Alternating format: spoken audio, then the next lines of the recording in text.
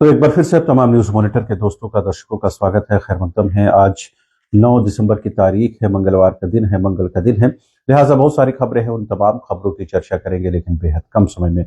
सबसे पहले बात करते हैं झारखंड कि हेमंत सोरेन सरकार के कल के हुए कैबिनेट की महत्वपूर्ण बैठक की। इसमें कुल 34 प्रस्तावों को मंजूरी दी गई। कई महत्वपूर्ण प्रस्ताव थे, जिसमें सबसे महत्वपूर्ण ये कहा जा सकता है कि धान की खरीद जो है अब 2450 रुपए प्रति क्विंटल के दर से होगी। इस बात को लेकर कल विपक्ष भी कहीं न कहीं सरकार पर हमलावर था और अल्टीमेटली जो है इस पर जो है मुहर लग गई है। लेकिन इसके जो रेट है, इसको जो दर है, उसको लेकर अब भी विपक्ष को सवाल है। साथ ही खनिजों पर सेस लगाने का निर्णय लिया गया है, जिससे सरकार के रेवेन्यू यानी कि उसके जो आय में बढ़ोतरी होगी। साथ ही जो अगले साल यानी साल 2026 के लिए सरकारी छुट्टियों की घोषणा कर दी गई है, जिसमें कुल छुट्टियों की संख्या जो है 34 दिन रहेगी।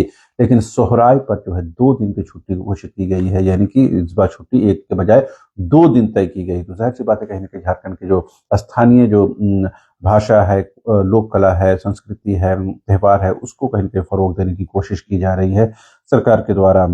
इस बीच झारखंड विधानसभा में कल सदन के अंदर और सदन के बाहर जो है विपक्ष ने जमकर सरकार को घेरने की कोशिश की, खास करके स्कॉलरशिप यानी छात्रवृत्ति के मुद्दे पर, जैक द्वारा फीस वृद्धि के मुद्दे पर। इन तमाम विषयों को लेकर के विभागीय मंत्री चमरा लिंडा को खासकर छात्रवृत्ति के लिए घेरने की कोशिश की और पूरी सरकार को कटघरे में खड़ा करने की कोशिश की गई है। सुदीप, हालांकि जो सत्ता पक्ष की तरफ से मंत्री, जो कैबिनेट मंत्री हैं सुदीप कुमार सोनू, उन्होंने कहा कि केंद्र की तरफ से जो राशि मिलनी चाहिए वो राशि नहीं मिल रही है। विपक्ष जो है सिर्फ घड़ियाली आंसू बहा रहा है, सिर्फ दिखावे की और रयाकारी कर रहा है, इसमें कोई भी सच्चाई नहीं है। तो उन्होंने जानबूझकर कहीं न कहीं बताने की कोशिश की कि सरकार जो है इस मामले में जो है गंभीर है, लेकिन विपक्ष जो है जानबूझकर इसे मुद्दा बनाने की कोशिश कर रहा है। कल एक दिन बेहद महत्वपूर्ण इस लिहाज से भी रहा कि झारखंड हाईकोर्ट के आदेश के बाद झारखंड कर्मचारी चयन आयोग ने जो है सीजीएल का रिजल्ट जो है प्रकाशित कर दिया है।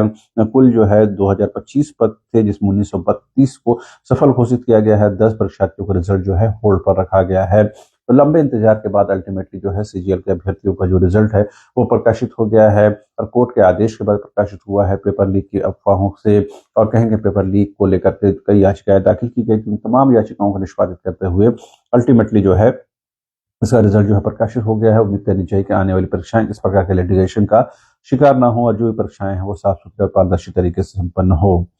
इस बीच शराब घोटाला मामले में एसीबी की कार्रवाई लगातार जारी है। इस बीच शराब घोटाला मामले में कारोबारी श्रवण अग्रवाल जालान के ठिकानों पर छापेमारी की गई है। साथ ही ये भी एसीबी को पता चला है कि विनय चौबे जो आईएएस अधिकारी हैं, उन्होंने अपने ससुर के नाम पर करीबन 3 करोड़ की संपत्ति, जमीन खरीदी। इस मामले में भी कहीं न कहीं बातें सामने आ रही है। साथ ही तत्कालीन उत्पाद आयुक्त अमित कुमार को फिर से जो है एसीबी ने पूछताछ के लिए बुलाया है। पिछले दिनों भी उनसे पूछताछ हुई थी, लेकिन एक बार फिर से उनसे पूछताछ हो रही है। अब देखेंगे शराब घोटाले का दायरा जो है वो कितना बढ़ता हुआ जा रहा है, किस तरह से आईएएस अधिकारी जो है वो कारोबारियों के साथ मिल करके जो है किस तरह से घोटाले को अंजाम देते हैं, करोड़ों रुपए की संपत्ति अर्जित करते हैं। यही आईएएस अधिकारी के साथ आप किसी मामले को लेकर, किसी छोटे से विषय को लेकर भी मिलेंगे तो आपको ना नियम कानून की इतनी लंबी चौड़ी पाठ पढ़ाएंगे कि आपको लगेगा कि इससे ईमानदार कोई शख्स हो नहीं सकता है। लेकिन जब ऐसे लोगों का चेहरा उजागर होता है, जब इनके सामने से चेहरा से जो पर्दा हटता है, फिर समझ में आता है कि ये लोग कितने बड़े घोटालेबाज हैं। करोड़ों की संपत्ति, झारखंड के आदिवासी मूलवासी लोगों की संपत्ति, मेहनत कमाई की संपत्ति को ये लोग गबन करते हैं, कब्जा करते हैं, करोड़ों रुपए की संपत्ति अर्जित करते हैं। और जब ऐसी जांच होती है तो इनके चेहरे जो बेनकाब हो जाते हैं।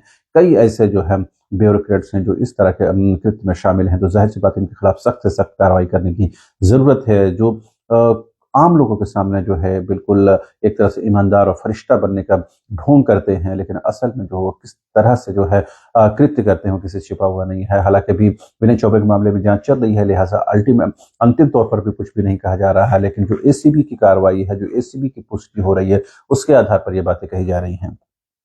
बहरहाल मनरेगा कर्मियों की मांग जो है लगातार बढ़ती जा रही है। उन्होंने विभागीय मंत्री दीपिका पांडे सिंह के आवास का घेराव किया। बाद में दीपिका पांडे सिंह उनके बीच पहुंची। उन्होंने कहा कि सरकार आपके साथ है।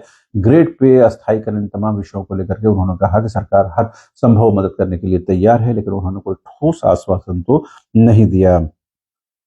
इस बीच जेएलकेएम की जो पद यात्रा है वो राजधानी रांची पहुंच गई है। आज वो झारखंड विधानसभा के सामने जो मैदान है वहां पर वो आंदोलन करेगी और वहां से जो है अपनी आवाज को बुलंद करेगी। छात्रवृत्ति हो, स्थानीयता नीति हो, बेरोजगारी की समस्या का हल हो, खाली पदों को भरने का विषय हो, इन तमाम विषयों को लेकर के डुमरी से लेकर रांची तक जो है पदयात्रा की गई है। खुद विभाग जो डुमरी के विधायक हैं, पार्टी के सुप्रीमो हैं जयराम कुमार महतो, इस कार्यक्रम में शामिल हुए और कहीं न कहीं लगातार ये बताने की कोशिश है कि सरकार जो है युवाओं के साथ छल कर रही है, उनके साथ दोहन कर रही है। कुछ राष्ट्रीय खबरों की बात करें तो पार्लियामेंट का भी इस बार सेशन चल रहा है, लिहाजा वंदे मातरम पर जो है लंबी चौड़ी बहस हुई। इस पर जवाहरलाल नेहरू की नीतियों की बीजेपी ने, प्रधानमंत्री ने आलोचना की और उन्होंने कहा कि उनकी नीतियां जो है सवालों की जद में हैं। इस पर जवाब देते हुए प्रियंका गांधी ने कहा कि जिस तरह आपने वंदे मातरम के लिए कुछ घंटे तय किए कि इस दौरान हमको बहस करनी है, इस पर बातचीत करनी है, उसी तरह आप एक कुछ समय मुतय्यन करें, कुछ समय तय करें जिसमें नेहरू की गलतियों की, गांधी परिवार की गलतियों पर चर्चा करें, खुलकर चर्चा करें, आरोप प्रत्यारोप करें, लेकिन उसके बाद जो है सदन की कार्रवाई बेरोजगारों पर, आर्थिक विपन्नता पर और देश की मूलभूत जो समस्या है उस पर होनी चाहिए, ना कि सिर्फ नेहरू और गांधी के नाम पर जो है सिर्फ जो है संसद का समय, पार्लियामेंट के समय में जो है वो जाया होना चाहिए। जो इंडिगो एयरलाइंस है उसकी समस्याएं का निदान नहीं हो रहा है। हालांकि समस्या थोड़ी कम जरूर हुई है। रांची से कम से कम 10 विमान जो है रद्द हुए। इस तरह देश के अलग अलग एयरपोर्ट से सूचनाएं मिल रही है। सिविल एविएशन मिनिस्टर ने कहा है कि इंडिगो के खिलाफ सख्त कार्रवाई की जाएगी। न सिर्फ इंडिगो के खिलाफ बल्कि तमाम एयरलाइंस को ध्यान में रखते हुए सख्त कार्रवाई करने की तैयारी की जा रही है। लेकिन एक बात तो साफ है कि सिविल एविएशन मिनिस्टर हो या भारत सरकार हो, इस मामले में विफल रही है और इंडिगो के सामने वो कहीं कहीं एक तरह से जो है कमजोर साबित हुई है। बहरहाल अभी के लिए इतना ही। आप तमाम दर्शकों से रिक्वेस्ट है कि ऐसी खबरों को प्रसारित करें, चैनल को सब्सक्राइब करें, कमेंट करें, लाइक करें, शेयर करें और जो भी कमेंट करें वो संसदीय भाषा में करें। Thank you so much.